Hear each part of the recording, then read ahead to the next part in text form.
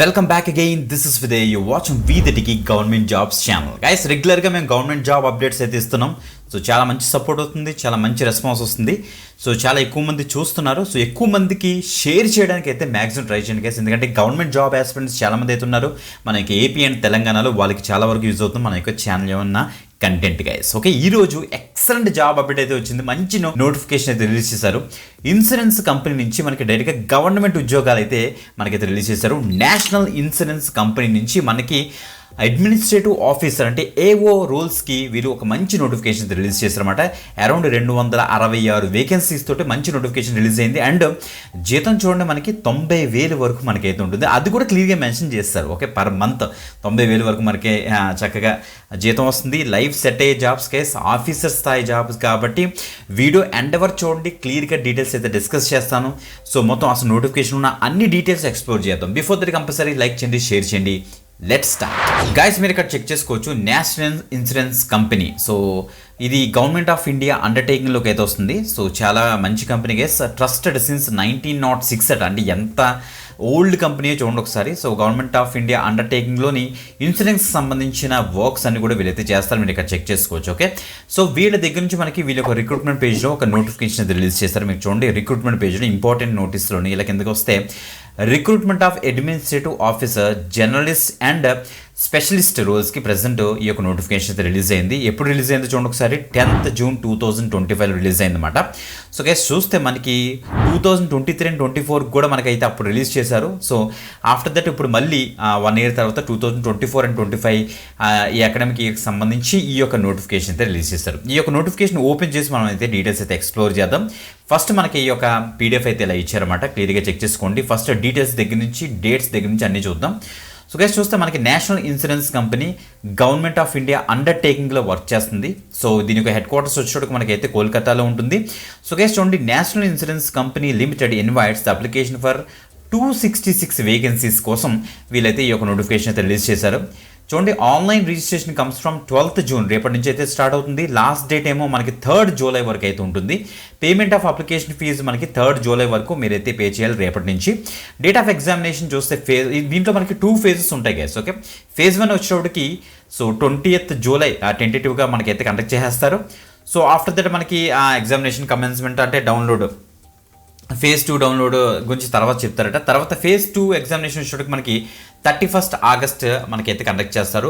ఇది కూడా టెంటేటివ్లీ అని మెన్షన్ చేస్తారు. బట్ అదే సేమ్ డేట్కి అయితే అయిపోయే ఛాన్స్ అయితే ఉంది. ఓకే, ఇంకా వేకెన్సీస్ విషయానికి వస్తే మనం ఇక్కడ క్లియర్గా చెక్ చేసుకోవచ్చు. డిఫరెంట్ పొజిషన్స్కి మనకైతే అడ్మినిస్ట్రేటివ్ ఆఫీసర్ రోల్స్కి మనకి ఈ యొక్క వేకెన్సీస్ ఉన్నాయి. ఆ ఇండివిజువల్గా చూసే బదులు మీకు ఆల్రెడీ మీకు చెప్పాను కదా 266 అనేసి.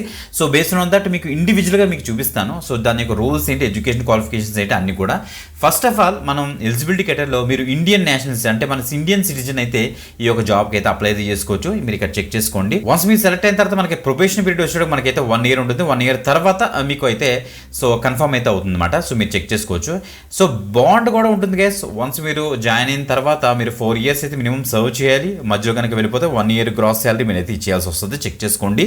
సో ఇప్పుడు శాలరీ విషయానికి వస్తే ఇక్కడ చూడండి, ఎమల్మెంట్స్ అండ్ బెనిఫిట్స్ విషయానికి వస్తే the basic pay would be 50,925 నుంచి స్టార్ట్ అవుతుంది. అది 96,765 వరకు వెళ్తుంది. సో గైస్ చూస్తే దానికి ఇంకా చాలా మనకి యాడ్ ఆన్స్ ఉంటాయి. లైక్ అదర్ బెనిఫిట్స్, పెన్షన్ ఉండొచ్చు, PF, RDA, gratuity, LTS, next medical benefits, group personal accident insurance, అలాగే మనకి చాలా ఉంటాయి. ఓకే, అవన్నీ కలుపుకొని ఇక్కడ చూడండి మనకి ఇక్కడ ఇచ్చే టోటల్ ఎమల్మెంట్స్ అప్రాక్సిమేట్లీ 90,000 per month అనేసి మెన్షన్ చేస్తారు మెట్రోపాలిటిక్ సిటీ లిస్ట్లో. ఓకే, చాలా బాగుంటుంది మనకి ప్యాకేజ్ అని క్లియర్గా ఇక్కడ తెలుస్తుంది గైస్. ఇక్కడ చూడండి మనకి ఫస్ట్ నెక్స్ట్ ఎడ్యుకేషన్ క్వాలిఫికేషన్లో ఫస్ట్ ఏజ్ విషయానికి వస్తే మనకి 1st May 2025 అనే ఒక డేట్తో వీళ్ళైతే క్యాలిక్యులేట్ అయితే చేస్తారన్నమాట. ఇప్పుడు మినిమం క్వాలిఫికేషన్ చూద్దాం. సో ఈ యొక్క ఏవో అడ్మినిస్ట్రేటివ్ ఆఫీసర్స్లో మనకి ఫస్ట్ చూడండి డాక్టర్ ఎంబీబీఎస్కి సంబంధించి మీరు ఎంబీబీఎస్ మెడికల్ డిగ్రీ అయితే చేసి ఉండాలి. Or equal to foreign degree మీరు అయితే చేసి ఉండాలి నేషనల్ మెడికల్ కమిషన్కి సంబంధించి అన్నమాట. సో అది ఫస్ట్ డాక్టర్కి సంబంధించి. నెక్స్ట్ లీగల్ రోల్కి వచ్చేటప్పటికి graduate or post graduate in law అన్నమాట. సో లాలో ఎవరైతే గ్రాడ్యుయేట్ పోస్ట్ గ్రాడ్యుయేట్ చేశారో మినిమం 60%తో వాళ్ళు అయితే అప్లై అయితే చేసుకోవచ్చు. Next finance. So chartered accountant ICAI, next cost accountant ICWA చేసిన వాళ్ళు, ఆర్ బీకామ్ ఆర్ ఎంకామ్ చేసిన వాళ్ళు ఎవరైతే ఉన్నారో వాళ్ళు దీనికి అయితే అప్లై చేసుకోవచ్చు.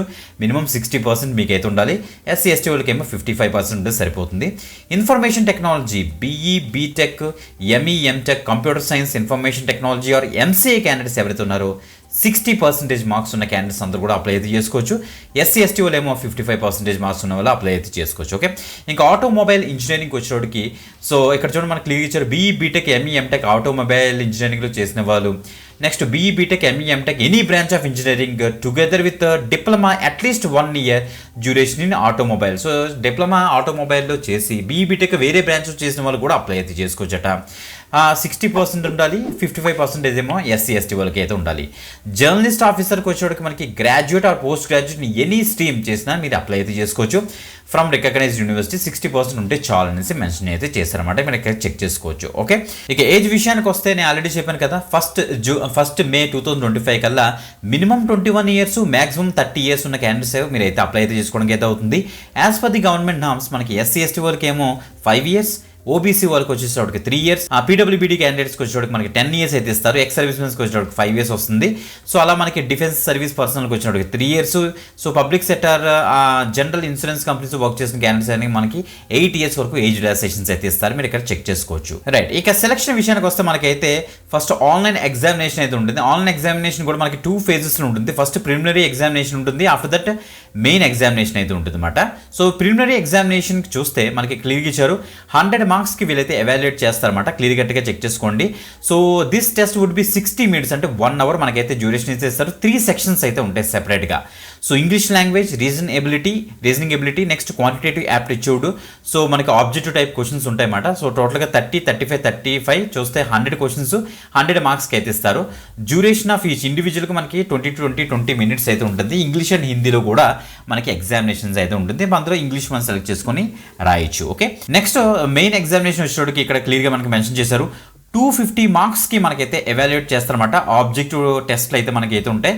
సో డిస్క్రిప్టివ్ టెస్ట్ అయితే 30 మార్క్స్కి అయితే ఎవాల్యుయేట్ అయితే చేస్తారని ఇచ్చారు. ఓకే, ఆబ్జెక్టివ్ టైప్ క్వశ్చన్స్కి వచ్చేటప్పుడు మనకి 3 hours డ్యూరేషన్ అయితే ఉంటుంది. 6 sections ఉంటాయి గైస్. ఇక్కడ చూడండి అది ఇచ్చారు.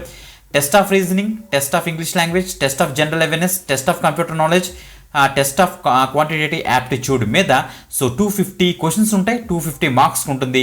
సో టోటల్గా ఇక్కడ చూడండి 40, 40, 30, 30, 40 minutes మనకైతే ఇస్తారనేసి ఇక్కడ ఇచ్చారు. క్లియర్గా చెక్ చేసుకోండి. అంటే టోటల్గా 3 hours మనకైతే టెస్ట్ అయితే ఉంటుంది. ఫర్ స్పెషలిస్ట్కి వచ్చేటప్పటికి సో సేమ్ అదే మనకి ఇందులో కొద్దిగా ఈ 2 మారుతాయి అన్నమాట. ఇక్కడ చూడండి ఇవన్నీ కూడా సేమ్ ఉంటుంది. 6th వచ్చేటప్పటికి specialist stream in additional test to assess technical are professional knowledge in the relevant discipline అని మెన్షన్ చేశారు. ఇక్కడ అనేది 250 మార్క్స్కి అయితే ఉంటుంది. సో 3.5 hours అన్నమాట. ఓకే, తర్వాత డిస్క్రిప్టివ్ క్వశ్చన్కి వచ్చేటప్పటికి ఇక్కడ 30 minutes డ్యూరేషన్ ఇస్తారు. 30 మార్క్స్ ఉంటుంది. ఇంగ్లీష్లోని మనం ఎస్ఏ రాయాలన్నమాట 10 మార్క్స్కి, ప్రిసైజ్ 10 మార్క్స్, కాంప్రహెన్షన్ 10 మార్క్స్కి మనకైతే ఉంటుంది. ఇంగ్లీష్లోనే ఉంటుంది అనేసి ఇచ్చారు. ఆన్లైన్ మోడ్లో అనేసి ఇచ్చారు. ఇక మనకి penalty of wrong answers both applicable for preliminary and main examination కూడా మనకైతే నెగిటివ్ మార్క్స్ అయితే వీళ్ళైతే ఇంపార్ట్ చేస్తారన్నమాట. మీరు చెక్ చేసుకోవచ్చు. That's it. మనకి ఆ యొక్క ఆన్లైన్ ఎగ్జామినేషన్ అయిన తర్వాత మనకి ఇంటర్వ్యూ అయితే ఉంటుంది. సో ఇంటర్వ్యూకి క్వాలిఫై చేస్తారు. ఇంటర్వ్యూలో మొత్తం డాక్యుమెంట్స్ అన్ని కూడా డాక్యుమెంట్ వెరిఫికేషన్, ఐడెంటిటీ వెరిఫికేషన్ అంతా కూడా మనకైతే జరిగి సో మిమ్మల్ని అయితే ఆన్ బోర్డ్ అయితే చేస్తారు. ఇంకా అప్లికేషన్ ఫీజు విషయానికి వస్తే ఇక్కడ SC ST PWBD క్యాండిడేట్స్ ఎవరైతే ఉన్నారో వాళ్ళు 250 రూపీస్ మీరైతే పే చేయాల్సి వస్తుంది. ఆల్ అదర్ క్యాండిడేట్స్ ఇంకా జనరల్ క్యాండిడేట్స్ OBC వీళ్ళందరూ ఉంటారు కదా, సో అదర్ క్యాండిడేట్స్ అందరూ కూడా 1000 రూపీస్ మీరైతే పే చేయాల్సి వస్తుంది. Application fee including intimation charges అని మెన్షన్ చేశారు. ఇక్కడ చెక్ చేసుకోండి. అంతా కూడా మనం ఆన్లైన్లోనే పే చేయొచ్చు. సో మనకి credit card, debit card, UPI service అన్నీ కూడా మనకైతే ఉంటాయి. ఇంకా ఎగ్జామినేషన్ సెంటర్స్ విషయానికి వస్తే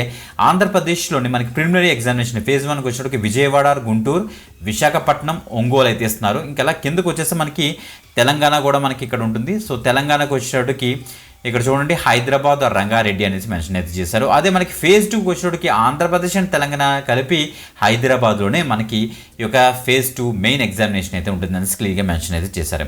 ఇంకా హౌ టు అప్లై విషయానికి వస్తే ఫస్ట్ మనం అప్లికేషన్ రిజిస్ట్రేషన్ అయితే చేసుకుంటాం, తర్వాత ఫీజు పే చేస్తాం, తర్వాత డాక్యుమెంట్ స్కాన్ చేసి అప్లోడ్ అయితే చేస్తామనేసి ఇచ్చారు. మనకి అప్లికేషన్ ప్రాసెస్ రేపటి నుంచి అయితే 12th జూన్ నుంచి అయితే స్టార్ట్ అవుతుంది. 3rd జూలై వరకు మనకి అయితే ఉంటుందన్నమాట. మీకు చూపిస్తాను. సో ఇక చూడండి, ఫస్ట్ దానికోసం మీరు photograph, signature, left hand thumb impression ready చేసి పెట్టుకోవాలి. దాంతోపాటుగా ఒక డిక్లరేషన్ కూడా మీరైతే రెడీ చేసుకోవాలి. ఆ డిక్లరేషన్ మీ యొక్క సొంత రైటింగ్ తోటి, హ్యాండ్ రైటింగ్తో మీరు రాసి పెట్టుకోవాలన్నమాట. అది కూడా స్కాన్ చేసి పెట్టుకోవాలని చెప్తున్నారు. సో ఇంకా అప్లికేషన్ ప్రొసీజర్ నేను ఆల్రెడీ మీకు చూపించాను కదా ఇందాక స్టార్టింగ్లోని. ఆ యొక్క పేజెస్లోనే మనకైతే ఉంటుంది, చూపిస్తాను. అండ్ మీరు అప్లోడ్ చేసే డాక్యుమెంట్స్ అసలు ఎంతెంత సైజ్ ఉండాలి, ఏ ఫార్మేట్లో ఉండాలి, అన్ని కూడా విత్ డైమెన్షన్స్ తోటి కరెక్ట్గా అన్ని కూడా ఇదే పీడిఎఫ్లో అరౌండ్ 36 పేజెస్ తోటి మనకి ఈ యొక్క పీడిఎఫ్ని అయితే వీలైతే లాంచ్ చేస్తారు. కాబట్టి ఈ పీడిఎఫ్ని మీరు ప్రాపర్గా మీరు ఎగ్జామిన్ చేసి ప్రాపర్గా డీటెయిల్స్ చెక్ చేస్తే మీకు అర్థమవుతుంది. దాన్ని బట్టి రెడీ అయితే చేసుకోండి. అండ్ మనకు కావాల్సిన caste certificate formats, income certificate formats అన్నీ కూడా ఇదే పీడిఎఫ్లో నీట్గా ఇచ్చేసారు. దాన్ని బట్టి మీరైతే యాక్సెస్ చేసుకోవచ్చు. ఓకే, చాలా మంచి ఆపర్చునిటీ గైస్. మీరు ఇక్కడ చూడండి. సో మీరు అప్లై లింక్ మీకు ఇచ్చేసిన తర్వాత ఇక పేజ్లోకి అయితే వచ్చేస్తారు. ఇక్కడ నుంచి మీరు నోటిఫికేషన్ డీటెయిల్స్ అయితే యాక్సెస్ చేయొచ్చు. సో ఈరోజు 11th కాబట్టి రేపటి నుంచి ఇక్కడ అప్లై ఆన్లైన్ మనకైతే ఎనేబుల్ అవుతుంది. సో ఎనేబుల్ అవుతుందని అప్లై మీద క్లిక్ చేస్తే సో మీరు డైరెక్ట్గా అయితే అప్లై అయితే చేసుకోవచ్చు. మీకు ఇంకా అప్లికేషన్ ప్రాసెస్ ఏమైనా కన్ఫ్యూజన్ ఉంటే, మీకు ఎలా అప్లై చేయాలో తెలియకపోతే, సింపుల్ మీరు అప్లికేషన్ ప్రాసెస్ కావాలి బ్రో అనేసి కింద కామెంట్ చేయండి. మనం వీడియో చేయడానికి అయితే మ్యాక్సిమం ట్రై చేద్దాం. ఓకే, సో చాలా మంచి అప్డేట్ గైస్. మంచి గవర్నమెంట్ జాబ్ అప్డేట్స్ మనం రెగ్యులర్గా పోస్ట్ చేస్తున్నాం కాబట్టి మీరు రెగ్యులర్గా ఫాలో అవడానికి అయితే మ్యాక్సిమం ట్రై చేయండి. ఇంకొక ఎక్సలెంట్ గవర్నమెంట్ జాబ్ అప్డేట్తో మళ్ళీ కలుద్దాం. అంతవరకు సెలవు, బాయ్.